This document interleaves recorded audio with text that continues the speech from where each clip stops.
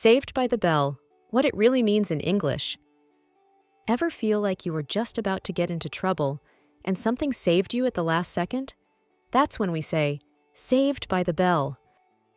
This idiom means someone was rescued from a difficult or uncomfortable situation just in time, like by a bell ringing at school or someone interrupting a conversation.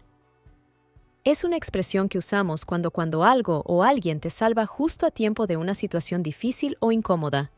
Es como decir, me salvó la campana, igual que en el boxeo, pero aplicado a la vida cotidiana. Examples. He was about to ask me a question I didn't know how to answer, but the phone rang. Saved by the bell.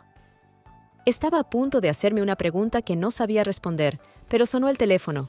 Salvado por la campana. Just when I was going to explain everything to my boss, the meeting ended. Saved by the bell. Justo cuando iba a explicárselo todo a mi jefe, terminó la reunión. Salvado por la campana. Similar expression. A close call. That was a close call. Por poco. Casi no lo cuento. And that's it. Now you know how to use saved by the bell like a native. Thanks for watching, and don't forget, there's more waiting for you in the English in a Flash playlist. See you next time.